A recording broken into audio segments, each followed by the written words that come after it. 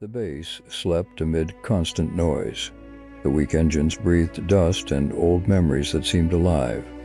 Commander Kael Rhyne stared at the transport module parked in the hangar, as if looking at an open wound.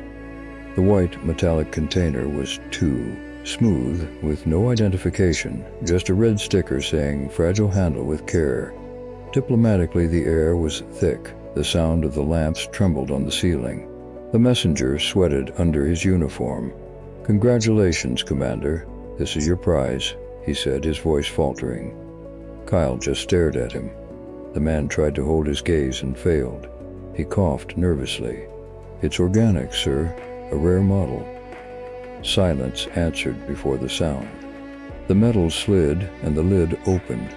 Cold steam spread across the floor, and the air seemed to breathe for the first in months. And then she appeared. She emerged from the mist like a living memory, a creature between flesh and metal. Her skin seemed to be made of polished ash, and her black eyes reflected the light without returning it. Her gaze had the calmness of someone who understands their own power. Kyle took a step back. The armor's sensor flashed. "Identification prohibited. Arden race. One of the ancient enemies wiped out by war." She raised her face and said, "You are the human." He replied, "Depends. You are dangerous." "Perhaps," she said, and the perhaps sounded more human than any report.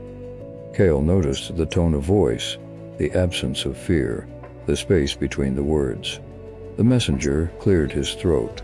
"The creature is registered under your command, Commander, biological type class 4, property of the Council." Kael closed his eyes for a moment and replied, "She is not a weapon." The man tried to justify.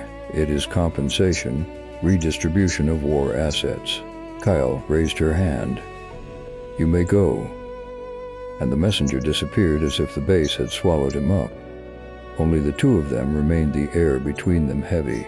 She looked at the walls as if listening to the metal-breathed light spilled over her face without settling anywhere. "Do you have a name?" he asked. Syrah replied. "And yours?" "Kael Rhyne, commander of ruins in an army that no longer exists." She tilted her head. "Commander of ruins and prisoner of dust. Perhaps we are alike." And they walked through the corridors where gravity failed at times. Objects floated for seconds before falling again. The sound of their footsteps echoed inside the tired metal. The base seemed to breathe with difficulty. At the command post, the screens flickered, alternating between ancient maps and clouds that would never exist there. Kael pointed to a door. "That's the cafeteria, if it still works. The food generator keeps failing." Syrah touched the panel and typed something that he didn't understand. The machine shook, squeaked, and spat out a green mass that pulsed slightly. She picked some up between her fingers. "It's food. The system just forgot to nourish us and needed to be reminded." Kyle looked suspicious. "Great, but it must taste awful." She replied, "Better bad than starving to death." Later, she approached him while he was reading old reports and said, "I'm not going to run away. I'm not going to kill you. I'm not going to call you sir." He replied, "Fair enough." And she asked, "And you're going to trust me?" He remained silent. The sound of the wind took over the base that night. He didn't sleep. The sound of the ducks was like breathing. Her face appeared reflected on the blank screens, and his thoughts were a continuous echo. What makes someone accept being handed over as a prize? The sky outside was red and gray, two suns casting long shadows. The universe seemed to have forgotten them in that piece of nothingness. The next morning, a loud bang broke Sector C3. The voice of the Central Intelligence announced, "Explosion detected. Probably origin seawall." The tone was almost English. He ran in the cloud of smoke and sparks and seawall nearly in front of the destroyed panel, holding the broken capacitor. "Good morning. I fixed the air filtration." He looked at the damage. "You fixed it? Blow it up," she replied. "Dissolve and takes